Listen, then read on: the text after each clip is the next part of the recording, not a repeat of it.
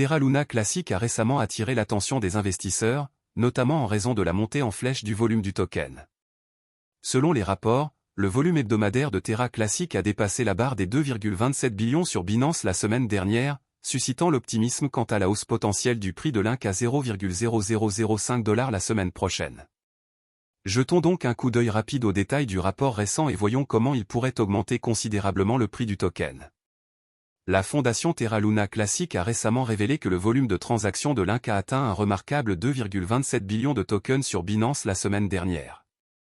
Dans un post X, ils ont annoncé que 50% des frais de transaction générés seraient consacrés au rachat et à la destruction de l'Inc. Cette annonce a alimenté l'optimisme des investisseurs quant à une éventuelle remontée des prix à venir, car la réduction de l'offre de tokens a souvent un impact positif sur les prix. Ajoutant à l'excitation, Binance est sur le point d'organiser son prochain événement de destruction dans 12 jours, ajoute le post. Historiquement, des burns similaires ont soutenu le prix du LINC, et cet événement ne fait pas exception aux attentes accrues du marché. En parallèle, la communauté Terra Classic a fait des progrès en matière de gouvernance. Une proposition visant à transférer l'accès au tableau de bord de CoinMarketCap à Alnode, un validateur de premier plan, a récemment été approuvée. Cette initiative vise à améliorer la transparence et à rationaliser les opérations, renforçant encore la confiance des investisseurs. Les efforts proactifs de la communauté Terra Luna Classic, notamment les burns de jetons et les mises à jour de la gouvernance, ont renforcé l'optimisme quant à une hausse des prix. En outre, le prochain burn de Binance est sur le point de retirer une partie importante des jetons de la circulation, ce qui pourrait également augmenter la valeur de l'actif dans les prochains jours. Cependant, le prix du LINC a baissé aujourd'hui de plus de 1,5% à 0,000188 $, tandis que son volume d'échange a chuté de 65% à 68 millions de dollars. Au cours des dernières 24 heures, le jeton a atteint un sommet de 0,000119 $, tout en enregistrant des gains hebdomadaires de 10%. L'intérêt ouvert sur les contrats à terme Terra Classic a diminué de 11% à 9,33 millions de dollars, selon les données de CoinGlass, ce qui indique que les investisseurs font une pause avant la très attendue brûlure de Binance. Cependant, une récente analyse des prix de l'Inc laisse entrevoir une hausse potentielle de 480% pour la crypto, ce qui pourrait faire monter son prix à 0,000593 $. Terra est une crypto-monnaie qui suit automatiquement le prix d'autres actifs ou devises. Il s'agit d'une plateforme de paiement blockchain open source. Les utilisateurs peuvent instantanément dépenser, épargner, échanger ou échanger des pièces stables Terra grâce à la blockchain Terra. Les pièces stables, ou monnaies numériques soutenues par les gouvernements comme le dollar américain ou l'euro, sont produites via le protocole Terra et sont destinées à suivre en permanence la valeur d'une monnaie fiduciaire. Il est composé des pièces de crypto-monnaie Terra et Luna. Les pièces stables Terra portent le nom de monnaie fiduciaire et suivent leur valeur. Par exemple, le stablecoin de base Terra, Terra SDR ou SDT, reflète le prix des droits de tirage spéciaux, SDR, émis par le Fonds monétaire international. Le won sud-coréen est suivi par Terra KRW, KRT, et le dollar américain par Terra USD, UST, deux autres dénominations de stablecoins. Burning Luna permet aux utilisateurs de créer de nouveaux Terra. D'autre part, l'exploitation minière et le gouvernement se font sur Luna. Le jeton de jalonnement du système Terra, Luna, est conçu pour atténuer la volatilité des prix des stablecoins Terra. Les mineurs de blockchain, parfois appelés validateurs, sur Terra sont récompensés par des frais de transaction pour l'enregistrement et la validation des transactions sur la blockchain, pour lesquels les utilisateurs jalonnent Luna. La valeur de Luna augmente parallèlement à l'utilisation accrue de Terra. Principale caractéristique de Terra. Sur le marché asiatique du commerce électronique en pleine expansion, Terra cherche à accroître la valeur pour les consommateurs et l'efficacité des fournisseurs de services de paiement.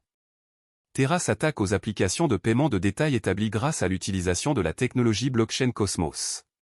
Terra contourne l'infrastructure de paiement disjointe actuelle car il s'agit d'une solution de paiement complète de bout en bout. Les sociétés de services de paiement pourraient économiser des centaines de millions de dollars par an en utilisant la technologie de Terra. Afin de superviser les procédures de collatéralisation qui soutiennent et préservent la stabilité des prix des pièces stables de Terra, le réseau crypto utilise sa propre monnaie, la Luna, comme jeton utilitaire et de gouvernance. Inconvénients et avantages de Terra. Avantages. Les développeurs de logiciels peuvent créer leurs propres protocoles et applications décentralisées, DApps, sur Terra en utilisant la plateforme de développement neutre en blockchain qui fait partie de l'écosystème Terra. de nombreux stablecoins connectés à des devises sont pris en charge par le protocole Terra. Les jetons Terra Luna aident à stabiliser son stablecoin. Ils facilitent l'échange entre Luna et les stablecoins pour augmenter ou diminuer l'offre. Terra a dévoilé encore un mécanisme de prêt et d'épargne. Les utilisateurs peuvent déposer de l'argent et recevoir des intérêts sur les stablecoins avec ce protocole. Inconvénients. Ethereum et d'autres projets de crypto-monnaie importants sont toujours en avance sur Terra. Étant donné que ces développeurs sont coréens, la plupart des transactions en Bitcoin concernant Terra commencent là-bas. Il est trop tôt pour savoir si d'autres marchés adopteront les devises liées à Terra. Par rapport à Ethereum, Terra est moins décentralisé. Certains puristes de la blockchain pourraient être rebutés par cela. Pour être plus précis, Terra est un système de paiement qui fonctionne sur une blockchain. Il a été créé par Terraform Lab, une société sud-coréenne que Daniel Shine et Do Kwon ont fondée en 2018. L'ancien employé d'Apple et de Microsoft Do Kwon a créé une société appelée Anifi qui fournissait des technologies de réseau maillé sans fil décentralisé.